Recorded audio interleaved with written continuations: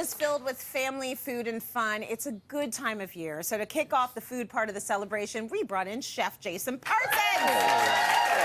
You know, I feel like it's, a moment of honor when we get you here. I do not see you enough, and we know that you're in Niagara-on-the-Lake, and so you got to fight the traffic, come into the city, so it's all like Jason's here. Well, I'm kind of surrounded by beautiful countryside and wine, so it's kind of hard to leave, right? And you never want to leave. Yeah. I actually brought the wine with me, so now we're okay. Oh, thank you. I appreciate you, friend.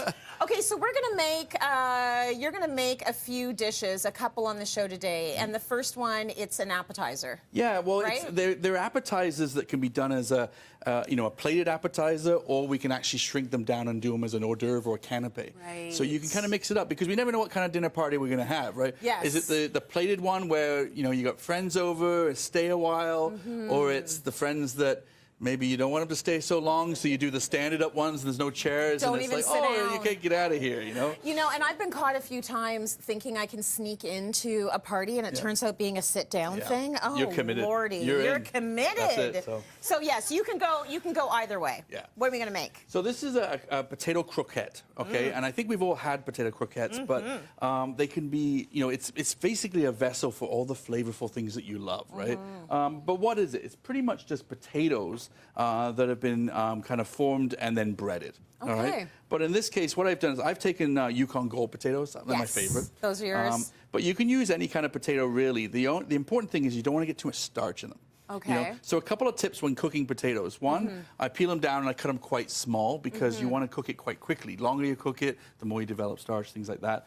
But the other thing is, we're all busy in the kitchen. So if the potatoes are cooked and you don't have time to process them right now, strain them and get them out of the water. Okay. Okay, so you leave them in the water when they're cooked, they start to absorb all the starch, and then you get that wallpaper paste. So that's what's wrong with it being too starchy. It comes out too pasty. When you boil them, it pushes the starch out. Yeah. Get them out of the water when they're cooked. Okay. Fair. The other thing too is to mash them. Is you can use one of those mashers, or I like to push it through like a drum sieve or a strainer, something like that. Yeah. But push it through. Don't mix it, because almost like bread, as you mix it, you create gluten, and then you get again wallpaper paste. We're doing a lot of wallpapering lately. Yeah, there's a lot of wallpaper paste. So that's not a consistency we ever want with our potatoes. It's that gooey. That Yeah. So you can see nice fluffy potatoes like this. Yes. The trick, if you're making them at home, is actually when they're warm, is to make the dough. But I've just wanted for the show, I brought them on, and you can make it cold. Yeah. But it's nice if it's warm, because it allows. I'm just going to show them how it looks, just because our. So that's the consistency we're looking for. Exactly. They're not mushy at all.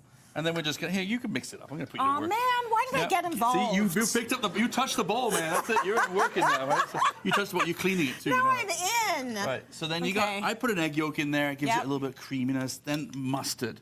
So if you like mustard, you put a little bit. If you really like mustard, you put a lot of mustard. You're such a French chef. Do you always use mustard? I mean, I'm about it, man. But when you put the Dijon in, you have to put your little pinky out too. Oh, it's going to be very delicate. So now it's not French, it's English, right? So now, am I mixing it okay, or is this all wrong and you have to take over? Do you go clockwise or anti? No, you're fine. You're fine. But this is where you can add the flavor. You can add some sriracha in there if you want. You can add whatever you want, right?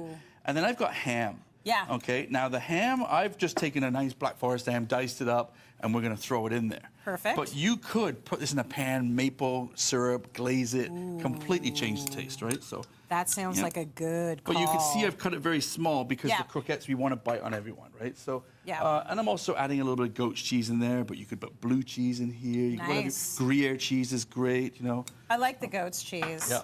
Now, the one thing with this is we need to kind of bind it a little bit, because if we just cook it like that, it's going to be crumbled. So we're going to add a little bit of flour in there as well. Okay. Yep. And so far, you're doing pretty good. It's not bad. Thank you. I appreciate that. We always need a little bit of color, a little bit of flavor. So add a little bit of parsley in there. Yep. And now you've had your workout. I've got one over here already done. Of course you do. But don't forget a little bit of salt behind now. Just throw it back there. I'm sweating. Oh, it's kitchen work. It's terrible. But add a little salt and pepper that too, right? Okay. The great thing is everything in there is cooked, so you can taste it as you go, right? Oh, okay. All right. Good. Now, once you've made it, though, you can chill it down.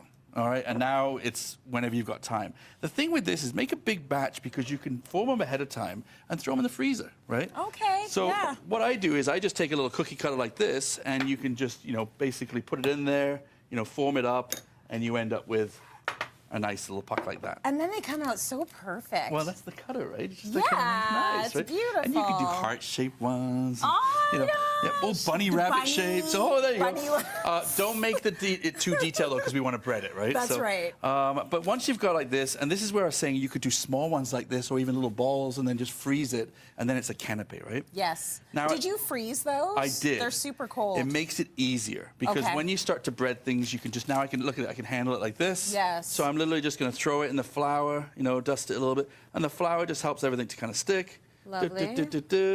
Then we go into here. When you're doing this, one hand dry, one hand on the wet because it gets all messy. So roll, roll, roll. And don't get it confused. Yep. Then go into here. Then you take this hand like that. Boom, boom, boom, and then you bread it, and away you go. What's in your? What have you got in there? Well, so this is the thing I was going to say is you can change this up. I like panko because it's got more of a crunchiness to it. Yeah. But this is an opportunity to add flavor. Never give up an opportunity to add flavor. Salt and pepper in here. Salt, pepper in here. Obviously, salt, pepper in here. A bit of paprika, a little bit of cayenne, if you want cumin in there, whatever you want, right? And it just adds that nice crust to it. And then again, you can do these and then just pop them in the freezer, and then you have a whole bunch of guests come over. You can deep fry them. Yes.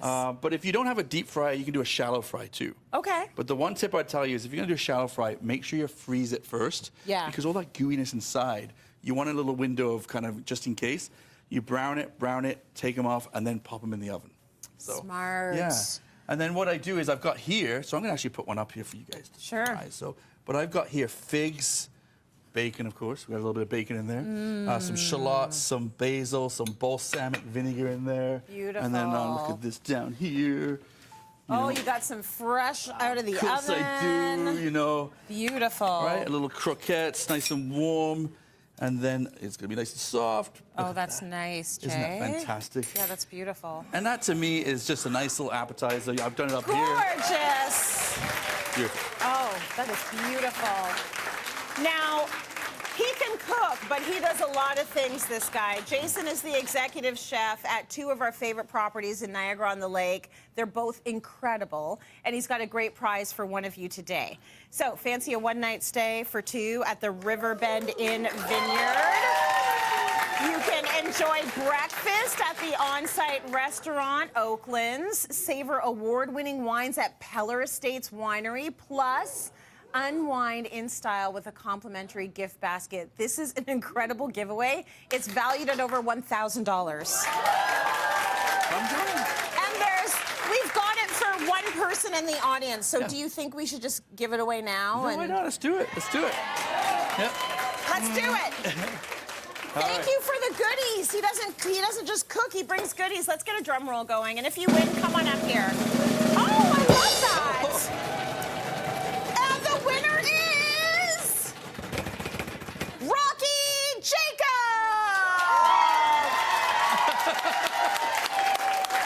Come on up. Rocky Jacob in the house. Come in here. That is a prize. How you feeling right now? I feel amazing. I think that this is going to be awesome for you. Yeah, because I'm a chef too. What's that? You're a chef too? Yes, I am. What's your favorite dish to My make? favorite dish? Yeah. Is a roasted honey garlic barbecue chicken style with a grilled mango pineapple salsa. Oh. That sounds very chefy. Do you want to try a croquette? I would love to. Here, try this. go for it. There you You're go. being spoiled today, Rocky. Like, you get the prize. You're going to go to Niagara-on-the-Lake. You're going to eat at his restaurant. You're going to talk to the chefs. You're going to hang out with your people. We might get you washing some dishes. Maybe you can wash some dishes.